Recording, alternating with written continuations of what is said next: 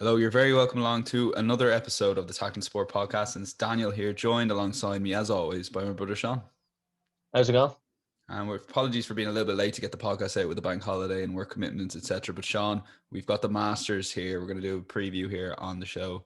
It's pretty exciting stuff, isn't it? Yeah. For me, I think it's the best 4 days of the year. I know you might think, and others might think Cheltenham, but I just think the Masters at this time of the year, it's so iconic. So many memories, similar to the Grand National. Things can happen. It's so volatile, but it's such a spectacle. It's one of those places you dream of kind of going, and so many golfers say that you don't realize how beautiful it is, how difficult it is until you go there. And yeah, look, it's always something that I've watched, I'd say, for the last 10 or 11 years. And it was a bit of an anticlimax, I thought, last year with it being in November and the course was just too soft. And Dustin Johnson took advantage of that, and others took advantage of it. And I think, like, for example, Cameron Smith hitting 4 rounds in the 60s and not winning it, kind of tells you all you need to know. And if someone hits 4 rounds in the 60s, well, they're going to be wearing the green jacket on Sunday. And it's going to be interesting because obviously the Masters and America, golf, especially in America, has taken a lot of battering in recent times for, the distance in and how they can control it. I think we're going to see a little bit of Augusta flexing its muscles. It couldn't really in November with the conditions, with there being obviously a lot more rain, but the weather, by all accounts, has been incredible recently, and it's going to be fast, firm, and there's going to be, a lot of mistakes in and around the greens and balls coming back down the slopes and just everything you'd expect from Augusta, really. Yeah, and it's going to be definitely a bit of a contrast to the last year and even the year before, where scoring was very good. If you are listening or watching us on YouTube, really appreciate you liking the video. It help us reach more people, which is obviously more people can watch the show. Sean, just on that last point in terms of that, are you expecting, like you said, Augusta to flex their muscles? But there is just one thing on the inclement weather. There is potential for a thunderstorm on Friday. And that could, if you get the right side of the draw there, all of a sudden, you're looking at an 18, 19 under tournament where maybe half the field's out of it because they're on the wrong half of the draw. I guess it's just the nature of stroke play events like this, and it's, you're in the hands of the weather gods. But you expect overall for Augusta to play a lot more tougher than it did back in November and previously last April. Yeah, I was kind of reading a few pieces and seeing who was kind of being fancied this week, and it was interesting to hear. Obviously, if you noticed last year, there was a lot of rookies doing really well last year. Sung Jung In, obviously Morikawa was there. Matthew Wolff had a shocker last year, but I think they're going to get a whole completely different view of Augusta, and it's going to be interesting to see how they deal with it. John Rahm said that everything you learned this week to I think it was Sebastian Munoz he was playing with, the Colombian, on Sunday, and he said everything you're watching this year, it's just scrap it. It's not going to come next April, and I think that gives you a clear indication of the conditions, what it's going to play like. And yeah, I look, I think Augusta will have, the people there and everyone involved would have been hurt by 20 under winning it and 4 rounds in the 60s. So I'd imagine it's going to be closer to that kind of that 12, 13 under par mark where you normally expect. And I think that brings a lot of people back into the fray, and that experience of that so many players have. I mean, even if you look at people who played well recently, Garcia, he hasn't made a cut now since he won, but he's come back into form in the match play. Lee Westwood's back into form. And I think that just opens the door for guys with a bit of experience around Augusta. And I think it makes for a much better championship. And I think if they get a few patrons, which looking from clips and things on Twitter and Instagram, that there is, patrons there, that there is going to be fans in, I think that is only going to add to it slightly. And I think it will feel more like the Augusta of old, even for the players. And I think the pressure will come on a lot more. And I don't think we'll see someone like what happened to Dustin Johnson, where he cantered over the line and Johnson never got out of second or third gear, never had to play a shot really in anger. Yeah, you forget how impressive that Masters was. Dustin Johnson kind of started the year pretty well. He's kind of he's kind of having a couple of driving issues. But let's move on to a few of the players, and we'll kind of do a bit of a roundup here. And I suppose no better place to start than Jordan Spieth, who's gradually found his way. And Jesus, yeah, I definitely thought, say, towards the end of last year that I'd given up hope on him. And when you saw videos of him, spending hours and hours and hours on the range, and you're thinking to yourself, this guy maybe, I don't know, does he need time off? It's not working. You're not like, you're trying to find something that's not there. And all it was in Phoenix in February, and he said he just somehow just found a swing thought, and whatever it was, he's just literally stuck to that since, and that's kept him going, and he's done phenomenally. And he was building up to that win in the Valero Texas Open, and I guess maybe the only concern you'd have is he's won the week before. But I do think someone like Spieth, like, his Masters record is phenomenal, and even the couple of times in the last 2 years when he's been out of form, he's contended early on, or at least had a round or two there early on. Do you give him a right chance? Because I think out of all the favourites, he's probably the one I'd be leaning towards. Yeah, I think, look, it's an interesting thing when you're a golfer, and I've heard a lot of different people speak about it. When you're out of form, what's the best way to deal with it? And obviously, Rory McIlroy is having that conundrum now. Do you practice? Do you take time out? Do you step away from golf? Different players have different things. And even just look at Martin Keimer. I mean, he's someone who works so hard in his game, and he's been out of form for a number of years. So it works for different people. And Jordan, as you said, found something, and God, he's so good to watch. You forgot how good he was. And obviously, it proved that the 12th hole kind of destroyed his career for a number of years. And it'd be interesting to see if he is coming good down the stretch, or he gets a back nine on Saturday or Sunday, and he's thereabouts, how he deals with 12 and 13. And that is always a stretch of holes that, obviously 12 is a very difficult hole, but holes like 13, 14, 15, like, they aren't the most difficult holes, but they do produce a lot of bogeys and errors and pars that feel like bogeys and double bogeys. So it will be interesting to see how Jordan does. But I think it's been brilliant that you've seen him slowly build towards something. I definitely think he's got another major. He's too good of a putter. He's too good of a player to not win anything. And I think he's kind of been rejuvenated with the fans coming back as well. I think he's really, really got that. And no, look, it's been brilliant to watch him. And obviously his price has been dropping and dropping and dropping, and more people have been fancying him. Just for context, like the Phoenix Open, he went into it 125 to 1 shot, and now he's 11 to 1, joint second favorite for I wouldn't say the toughest field in golf, but one of the biggest tournaments in golf. It's an extraordinary turnaround, and I guess the Masters form is there. And just to read out his form figures, it's 2-1, 2, 11, 3, and then the last 2 years a 21 and a 46. But you can almost argue now, not just his bad form, but like we mentioned at the top of the show, that 46 came in a soft Augusta. Many people believed it wasn't the same. And then obviously you have the situation where his 21st in 2019 when he wasn't in as good as form. And obviously it's an incredible year to be playing good golf. I mean, it's the year of the Olympics and the Ryder Cup. How often are they going to come hand in hand?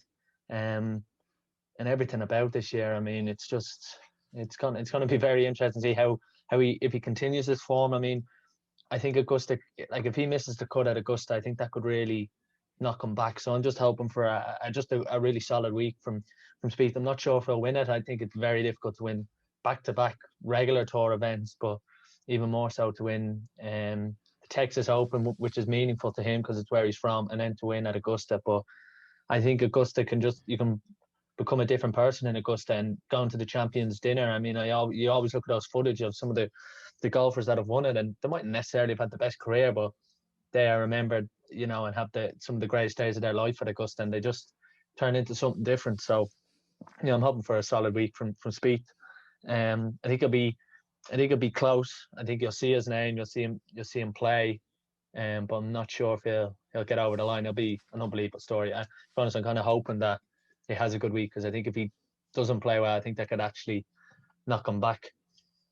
Yeah, like you said, it's tough to win back to back, but I do think he out of all the players, he's got that mentality around Augusta, and I think the Augusta factor might almost distract him. But like you said, for some reason, golfers just can't seem to follow up back to back wins, even if they're going in heavy favourite in tournaments. But from an Irish perspective, let's go to Rory McIlroy. What's gone wrong? Because I feel like, because you look at the numbers and you say he hasn't won since November 2019, which is 18 months ago. On the other hand, he's still very, very consistent. A number of really good top tens. A lot of them coming from the back door top tens, as the joke goes. Rory McIlroy is the king of that at the moment. He's now under a new swing coach at Pete Cowen after 20 years, with Michael Bannon, wasn't it? So it's a massive change for him. He's obviously, it's been highly documented and well publicized that he's trying to chase Bryson, or he was trying to chase Bryson's lengths.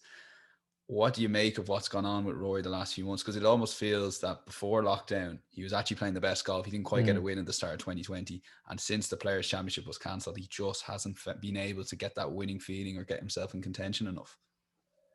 Yeah, look, I remember we discussed it on the Masters preview in November. Like, what can Rory? And I mean, he's come into Masters in good form. He's come into it in mediocre form. He's come in with a really strong mentality about being confident and killing the hoodoo.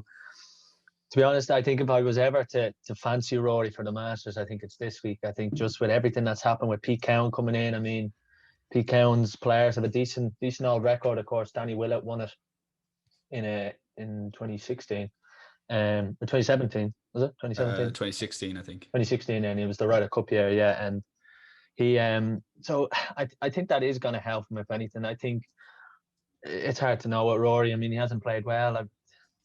The meltdown, missing cuts, and things that you just don't normally see from Rory. He's normally quite I wouldn't say the solid professional, but you don't normally see him be as erratic as he is and as deflated as he is more than anything. I mean, in his press conferences and his interviews.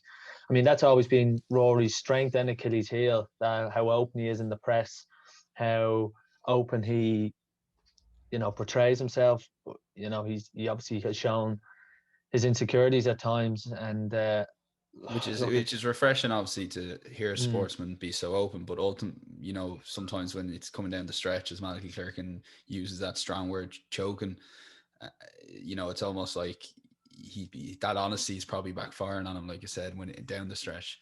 But is his form out of form overrated or overemphasized because it's Rory McIlroy? Like, you look at the numbers again, like there's still been good golf in there. Like, he should have won the first tournament of the year in the European Tour this year, for example.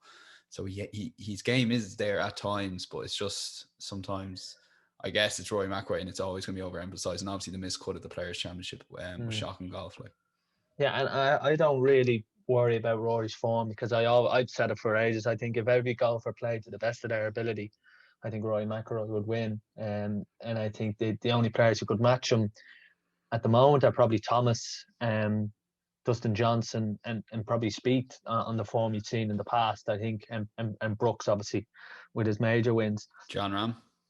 Yeah, look, obviously, Jon Rahm hasn't won a big major. He hasn't quite got over the line.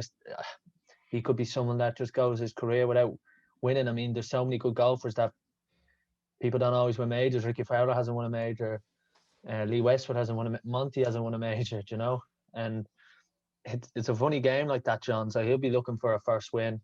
Obviously the Spanish golfers have an incredible record around Augusta anyway. But just finally on Rory, look, I think this probably be the only time I would have a couple of euro on him. I just think if he's ever to do it, he's out to that 18-1. Yeah, I mean price, that's the highest price I've ever seen him, and that's what I mean. I mean, if you're going on price, I think he has to be that. And look, he'll never change his ways, but I just hope that Pete Cowen might just put a bit of determination back in his eye. And I also think sometimes in golf, I mean, it was quite regular in the European Tour for a while that when you changed your caddy, you got a big win. And obviously Shane Lowry changed his caddy, won the Open with Brian Bo Martin on the bag. I remember we were at an Irish Open where Ross Fisher just changed his caddy and he won it the next week. So it's sometimes when you change something in your setup and something happens in golf, it's such a mental game that things can switch. So I think I never really make a case for Rory at Augusta, but I think this year I'm just, again, it's a massive year. I mean, if he can win this, all of a sudden he's got the Open, he's got the Olympics and the Ryder Cup in the 1 year. After what happened 2 years ago at Portrush, and that summer probably being the summer of his life in terms of playing an Open, 20 minutes, 30 minutes from where he's come, and of course he has the course record at. I think this summer could be a massive one for Rory, and it could be like a career defining summer. Everyone talks about Tiger Woods. Obviously, he had an incredible career, but when he held all 4 majors at once, I mean, that was his defining time. And look, hopefully Rory's hasn't gone. And like I said, if I'm ever making a case, it'll be this week. So yeah, well, just on his Masters record, he's 3 top 5s the last 4 and 6 top 10s the last 7. at Augusta, and Augusta is all encompassing where you can just kind of forget about your form, and it's a real Cheltenham. It's the Cheltenham of golf in the sense of course form. Yeah, I also think his ball flight and his ability to flight the ball, and he's just got that. He's got the power, but he's also got that ability, like I said, and I think this probably will be, proposing Justin Thomas as well, to kind of move the ball both ways, and that natural golfing ability, I think, always comes into the fore, and I think it's probably a little bit underrated. Look at, again, maybe going back to Seve Ballesteros winning, just that natural skill, Olatabo being an unbelievable chipper, just that sort of natural golfing ability that can come through at Augusta, and Phil Mickelson being another one, Bubba Watson, guys who just flight the ball differently, have an unbelievable short game, just see the game through a different lens to other people. I think you do need that at Augusta, and please God, Rory can come good, because let's not forget, it's an unbelievable time for golf. I mean, you've got every major this year, there's someone going for the Grand Slam, be it this week with Rory. You've got obviously Phil to win the US Open, and Jordan needs the PGA, and there's someone else. Anyway, it'll come to me who it is. I think, or maybe it's just three, but three guys going for a Grand Slam. I mean, it's a fairly unprecedented time as well. I think the best stat was Zach Johnson last year. If he had won the US Open or the US PGA, I think it's the US PGA using contention, he'd be a US Open away from the career Grand Slam, which I thought was a brilliant stat. And he stay tuned, because I kind of half fancy him this week, but anyway. Yeah, we'll get to our final selections. And just last thing on Rory, like he opened up with a 75 back in November, people forget, and in 2018 he closed with a 74, and both times he finished fifth. You know what I mean? So it's always if he gets off to a good start, the odds will slice, and I think if he gets off to a good start, he'll win it. I think if he's 4 or 5 under, he'll win it. I see. He can just fall apart though as well, and I don't think his game is quite 100% at the moment, despite everything. But yeah, listen, we'll quickly touch on a couple more topics before we get into those kind of final sections. Bryson DeChambeau, all the talk was about him back in November. Seems to be very little talk based on Rory McIlroy, Pete Cowen, Dustin Johnson being a little bit out of form, and of course Jordan Spieth being the main headline. Bryson DeChambeau is almost going in under the radar. Well, it's like chalk and cheese, the build up from last November to this year's Masters. Should suit him. I know he put up an Instagram today saying staying quiet so I can do all the talking on Sunday or something like that. I gave it a like anyway. I think he's a content king, and we'd like to thank all our sponsors here in Tackling Sport. But Bryson DeChambeau, Sean, take it away. Can he learn from last year's experience? Yeah, I think he will. And I think there mightn't have been a lot of talk in the last 7 or 8 days, but I think there's a lot of money come from him recently, and I think, if I'm not mistaken, he's a favourite, and there's a lot of people saying second favourite now. Yeah, and he's smoking the ball in. You actually are correct. He is favourite on Paddy Power, but in other the majority places he's still second favourite. But yeah, so there definitely has been a bit of money coming from. Look, I think he's in a better position going into this than he was in November. I think what he said was ridiculous, to par, what was it, par 67 or par whatever, 68. But that's when I kind of lost the head, and now he kind of went in on him last November, if you remember. So he fooled me. Yeah, and look, he's won the US Open, so he has done it at majors. He's got that one off the back, and I always think that's a big thing. If you win one at that age, it's different if you're Garcia and you win one, you're probably content with one, but John Ram will be hunting down his first major title. Justin Thomas has got one, so Brooks has got a couple. I think with DeChambeau, I said it in our review, he played with Bernard Langer on the last day, and he played with I think he played with, was it VJ or something he played with on Saturday, and I think that was very important for him, because he learned. Now, he wouldn't have learned a lot about the course in the condition, but I think he would have learned a lot, from Bernard's temperament, for example, someone that knows Augusta extremely well, has obviously an incredible record, played well in November. But I think he like I said, he would have learned a lot from now. He would have just calmed down a bit, would have tried not to annoy anyone. And I think he's in a better position. I couldn't justify tipping him or backing him, or I might do like one of those what odds Paddy and 4 or 5 eagles or something ridiculous like that, because he is one of them. But no, I don't know. I think the course is going to play a lot more difficult. It's going to be a lot more fast and firm. So he could run out of fairway at times, or he could, overshot the green with a low iron, and he's one of them temperaments that when he hits a bad shot, he doesn't let it go, and he kind of tends to talk it out, and sometimes that can work. But I think at Augusta, you can easily make one bad shot an awful shot, or make it compound the error by, chipping it back to your feet. And I think that would be my worry with Bryson. And he's someone that if he's 2 or 3 over, or on Saturday, or he's 7 or 8 shots behind, he'd probably be worth the euro each way then, but obviously not at the current price. But he could honestly win this by 6 or 7 shots if he plays to his max. He's that type of player, but no top 20 in 4 Masters appearances, But I definitely think playing obviously with Bernard, but I think beating Lee Westwood at Arnold Palmer with the crowd there, when it was a bit of a, is Bryson going to blow at moment? Now, he didn't obviously play his best golf with the players, but to be honest, I think more Justin Thomas came and took that from Westwood and DeChambeau. But I think he would have learned a lot from those 2 back-to-back events, playing with Westwood as well. But definitely the Arnold Palmer, when he won it, I think we knew he was quality at the US Open. I think it showed me that his mentality is definitely increasing, and he's getting, his attitude to golf is getting better and better. And God, I'm just looking forward to the Ryder Cup and see who Harrington has to deal with him. Yeah, the best line I heard there was, Bryson, you think he blamed breathing problems, or he's having breathing problems last November? Yeah, he was, yeah. Someone quote tweeted saying, I suppose choking is a breathing problem of sorts anyway, so I don't think he'd be too happy. One of those golfers, I'd say, he kind of keeps an eye on that kind of coverage. But final golfer we want to talk about is Shane Larry. Yeah.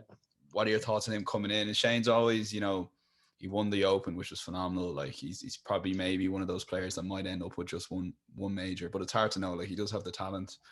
What do you think of him? Is Augusta really his track? Like, just looking at his 3 missed cuts and 5 starts, and the other 2 being 39th and 25th, it doesn't really bode well. Like we mentioned at the top of the show, course form is essential at Augusta. Yeah, it is an interesting one, and I just read his column he did with Paddy Perrin. It was an interesting one, and he's kind of come to the conclusion that he is learning all the time about Augusta, and he's not being too hard on himself. Look, I think if you told Shane he's only gonna win one major, but he'll play in a couple of Ryder Cups, I think he'll take that. I think the Ryder Cup now is the one for him. He'll never get a moment like that in his life, whatever it is, than winning the Open on the island of Ireland in front of your friends and family, and in the manner he did. I mean, the golf he played, 15 under par at Portrush, 267s, a 63, and then he just blitzed them. So 6-shot winner of an Open championship. You were there, Dan, but in the atmosphere it was in, he'll never top that. So I think it's especially important. I don't know when we'll get crowds like that in Ireland again on top of each other for a good while, whatever any other country or golf courses. So, like you said, will any Irish golfer ever get a moment like that again? Yeah, and after all the years of build up to it, and how big it was to get an Open on the island of Ireland, and look, his Augusta form hasn't been great, and it's interesting. He won the year he won 2019, the year he won the Open. He won the Abu Dhabi in the start of the year, went to the Augusta, missed the cut. Last year, at the end of the year, he wasn't really playing great and got a top 25. It's hard to know. I think I always like someone who has a tiny bit of form, but not a lot, and someone that is kind of building up towards it. I think obviously the players was a bit of a bonus in the fact that he was in contention. He probably thought going into the weekend that he, play well and get a top 25. But he was in contention for a while, and I think that gave him a bit of a bug. Started the Honda well, kind of failed off. Lost 2 games in the match play, but lost them to Rahm and Palmer, who actually were playing extremely good golf. So it's no real shame. I think with Shane, I think he will have one good week at Augusta where his iron play just takes him somewhere, takes him into the event. I think that's Shane's strength, hitting from about 140 to 180, 190 in irons. I think that's brilliant. That's his strength. I mean, his par 3 scoring when he won the Abu Dhabi, I think he birdied.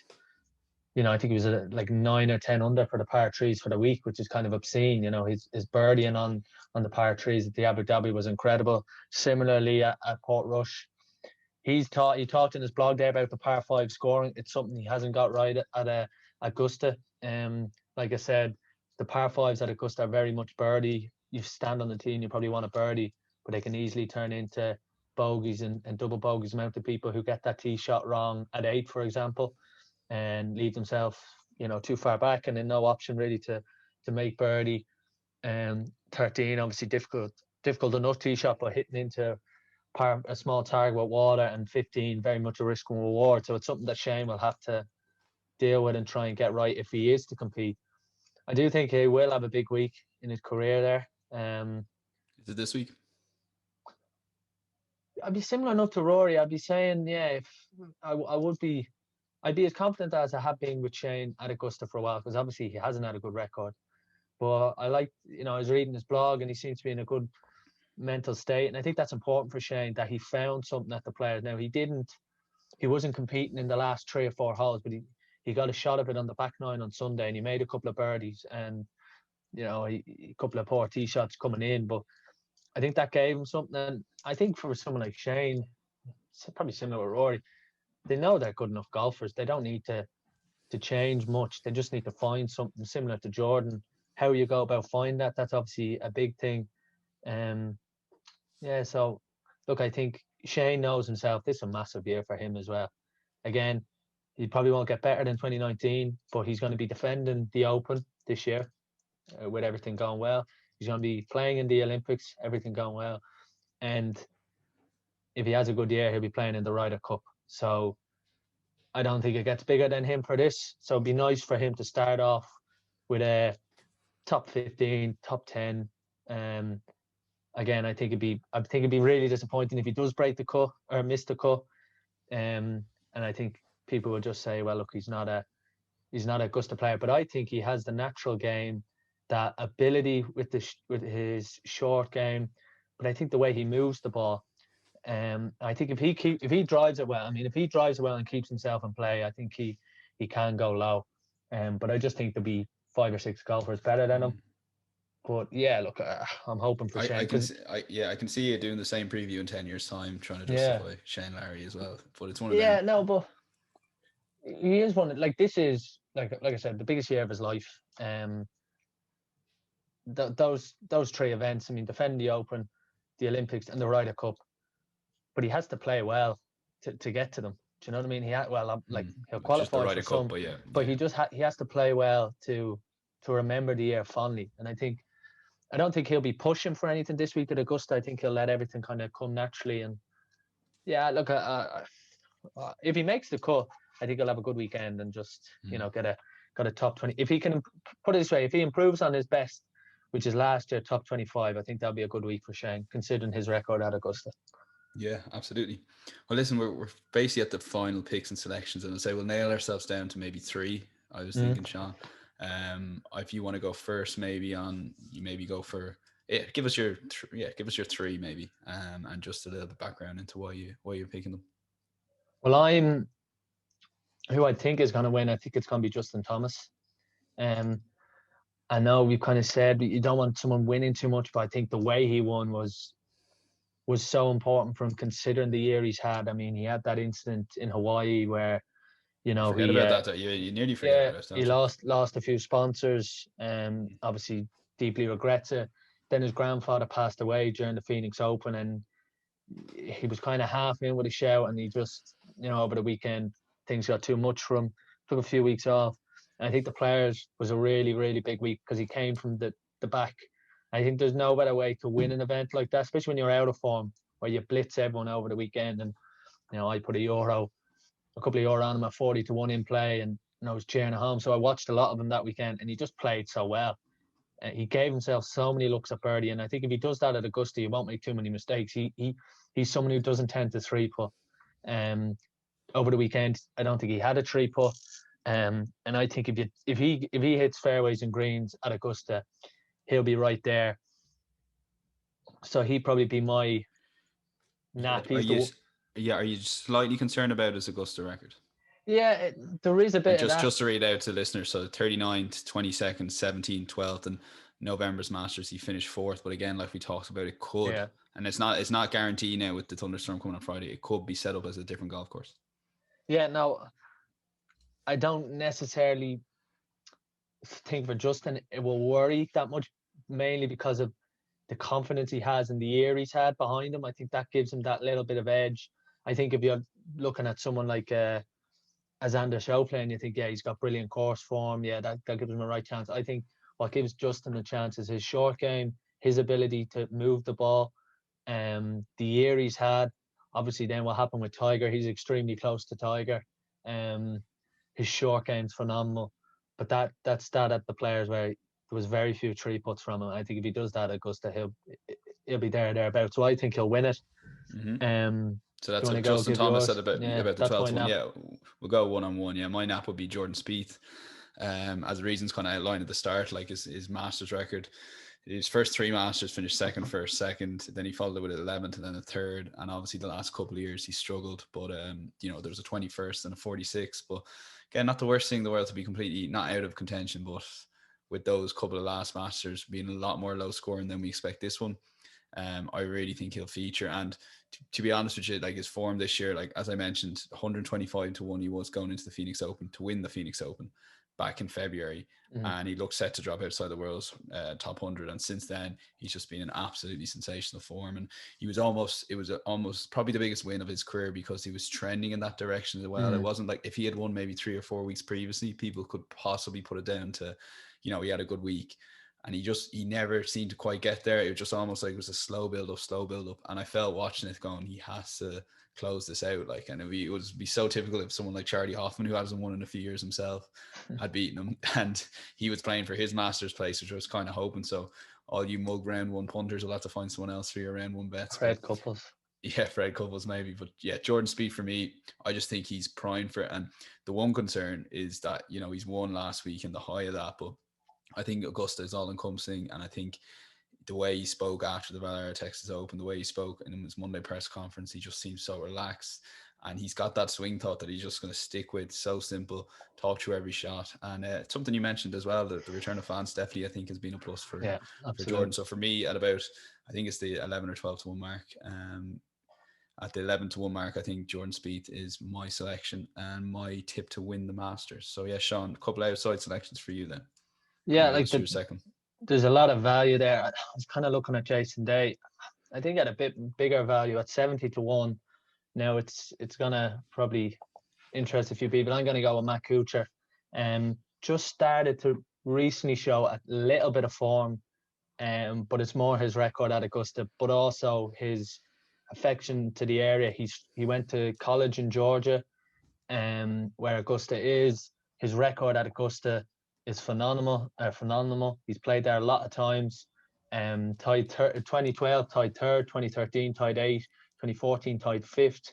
2017, tied 4th. Then 2018, tied 28. 2019, tied 12. The one time he's missed a cut was November, right? He missed all 3 cuts last year in the Masters, PGA, and US Open.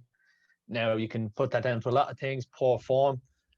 But I think one of the big reasons he missed the cut last year at Augusta was the conditions, and 20 under par winning it and all this stuff, or 4 rounds in the 60s. But I just think Matt Kuchar has shown a small bit of form. He's got that thing back, and I think the Augustan crowd will get behind him.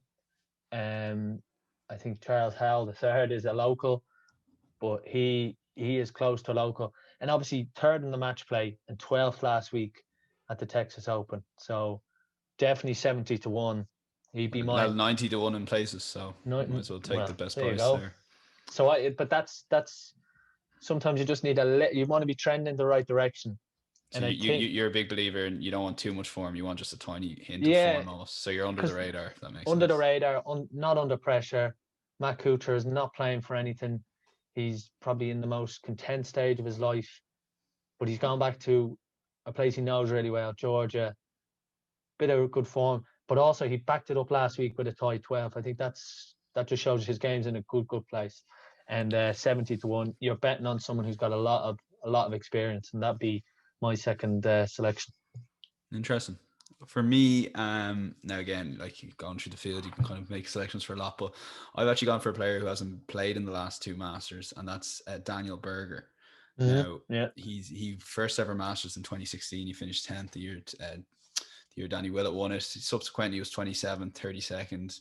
Okay, and he missed 2019 and 20, and I've kind of it's it's not the end of the awful. world Yeah, it's not the end of the world to miss those two Masters, because I do feel that they were played with a lot more low scoring that this week will be.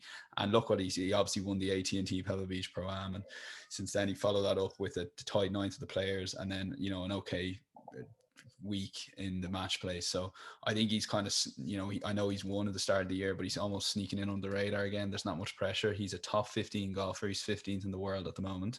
Has that bit of course form. Again, not too much. So he's again under the radar. And I just think he's such a consistent player. And I think if you're going to bet on someone at around the mark, because I was looking for someone around that 33, I think 40 to 1 is available. 40 to 1 mark, and I just think Daniel Berger is your man, because I think you're going to get a pretty consistent week from him where he'll maybe shoot 8 or 9 under, and probably will be in around that top 10, top 11. And considering the places bookmakers are playing this week, I think Daniel Berger's a really solid bet at about the 40 to 1 mark.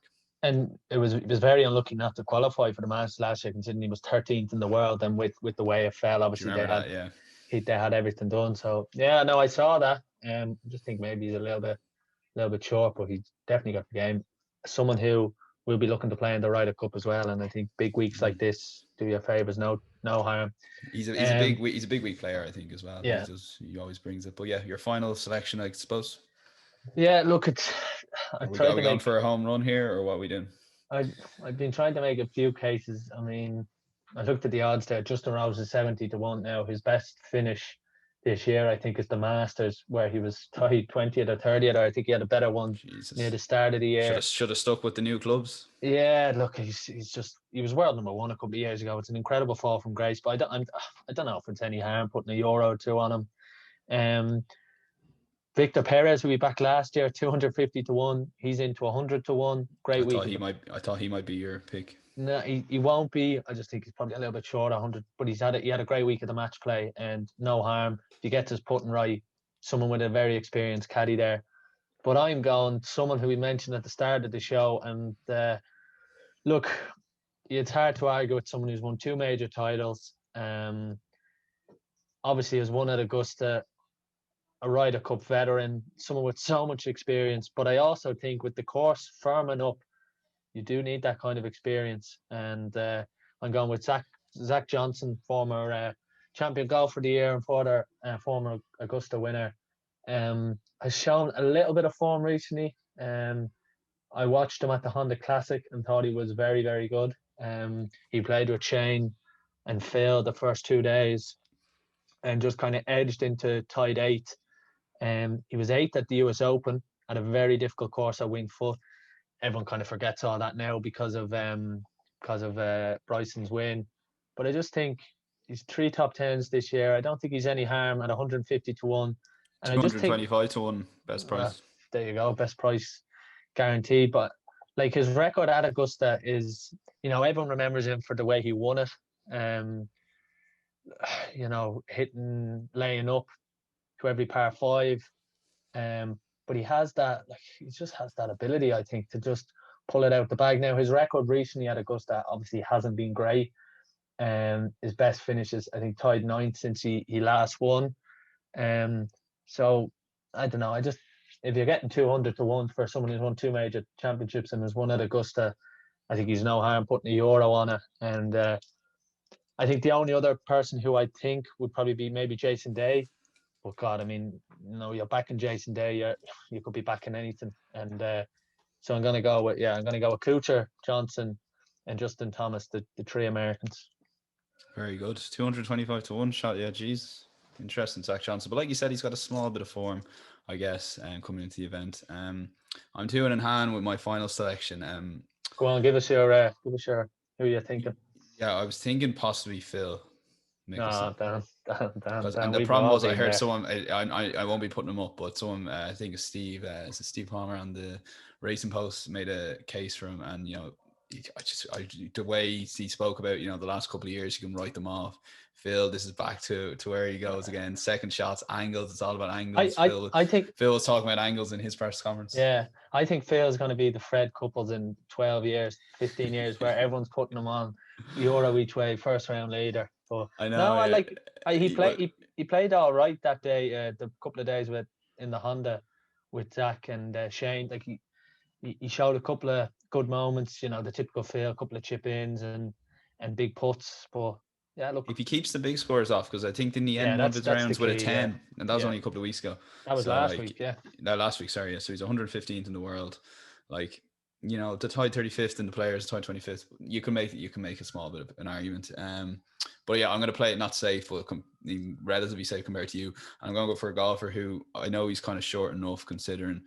Well, some people think he's short, but I think there's a bit of juice in Lee Westwood's price, and even Jesus Christ, at 40-1, yeah. Because if you look at Lee, right, and I really like that form, where he got those couple of seconds, you know, losing to Bryson, losing to Justin Thomas, they were really, really, really good events. Right, a lot of golfers played really well, and I always think back to horse racing. When you're looking at a horse, you want to see a really good race, and sometimes that form works out really well. And I think that form of that WGC will work out well this year. Those three or four players will play very well. And I just think Lee at the 40-1 mark, he's got like the course form. I don't even need to go through his course form. He's loves the Masters. The course is back to where it's been maybe, you know, in those mid 2010s. And, you know, with the likes between 8 and 10 places available, you're just looking for a player that's going to contend. And money, yeah. And I know there's 28s out there, so you don't want that. But if you can get the 40-1, like just looking at, like I'll go from backwards to 2020 backwards. So like 38th, 18th, 2nd, 46th, 7th, 8th, 3rd, 11th, 2nd, 43rd, 11th. You know, I say his game is as good as it was when he was, you know, those 2 top 3s in 3 years he got. And yeah, I just think at the prices that 40-1 mark, Lee Westwood is the final selection. I think he could have a really, really strong week. I just expect him to play solid for 4 days. And again, similar to Lamberger, I think they're two not similar golfers, but similar kind of scoring golfers where I think they'll play solid for 4 days. And if it's enough, it's enough. If not, fair enough. But they'll be in and around that top 10. And if the field come back to them, like you said, because the course is playing a bit difficult, I think those two golfers are sorted. But Justin Thomas that you picked at 12-1, Kuchar at 90-1, Zach Johnson at 225-1, and I picked Dan Berger 40-1, Lee Westwood at 40-1. They're all playing for second behind Jordan Spieth at 11-1. So that is the winner of the Masters 2021. Spoiler alert. So. Last thought, Sean, before we head, obviously it's a brilliant week. It's good crack anyway as well. And anytime you see a player make a birdie, you're like, I should have known, I should have backed. Like Bubba Birdie's the first. I'm like, I knew it. So it's important not to panic and not to have too many golfers back, because I tend to have a few too many and I don't tend to win it too often either. Yeah, no, I think after a few have missed the cut, I think it's good to have a bet on Saturday, a kind of a. I know he's Justin Thomas at 33 yeah. Or Brooks. I mean, God knows what's going to happen with Brooks with his injury. There's so many storylines. I think so many golfers vying for that first win. John Ram, Xander Schauffele, Daniel Berger, top golfers. But how many majors are they going to win in their career? Are they going to be another Ricky Fowler? And that's someone who'll be very interested to see, Ricky, because I backed him the last couple of weeks thinking that there was a big event in him. And he's had a few interesting press conferences. I know Nick Faldo had a bit of a go at him about his sponsorship and his brand deals. And yeah, look, that was a bit odd, wasn't it? Very odd, yeah. From both, maybe, but he hasn't played well. So I think everyone kind of knifes a golf when they're not playing well. And he's of course not in the field this week, so you know. Yeah, I know that's obviously a difficult one, but yeah, it's just going to be interesting to see how people do. Absolutely. So listen, at Tackling Sports social media, let us know who you've backed in the comments to replies on this video, which is the podcast will be out Tuesday evening. So on Wednesday, if you're listening to this, or Thursday, and let us know who you've backed, and always gamble responsibly and enjoy the week, most importantly. And it's going to be 4 days on Sky. It's going to be pretty good. And like we said, there's Grand National as well this week. There's Champions League. There's Europa League. We're incredible weekend. Yeah. Tuesday, we're going to go off, watch Real Madrid, Liverpool. I presume it's Madrid, Liverpool for you, Sean. Ahead of City Madrid. Dortmund. It's ridiculous that they aren't both. Miguel Delaney was tweeting that 6 o'clock, 8 o'clock. Simple. But I presume there's definitely some sort of TV deal or loophole. There always is with those things. Like you know, why there isn't common sense. But no, I'd say it should be good. But definitely the golf. It's just a pity. Obviously, we can't go out and swing a club in Ireland. That's And the element. I'm not looking forward to you and Murray mentioning that. You know, everyone saying they can swing a club in England, and maybe McGinley mentioning Ireland. But as the shadows lengthen, Augusta will hopefully show a bit of quality. And we'll get our Premier League predictions out this week, with Shane winning on a countback basically and winning on earliest goal, which was sensational. I know Andrew Blair White wasn't too happy, but that's it. Thanks to Sean for the Masters preview. Cheers, Dan. Cheers. It's goodbye from us. If you do like what you hear, please give us a like on YouTube and subscribe to the channel. I would really appreciate it. Other than that, enjoy Masters week. It's going to be a good one.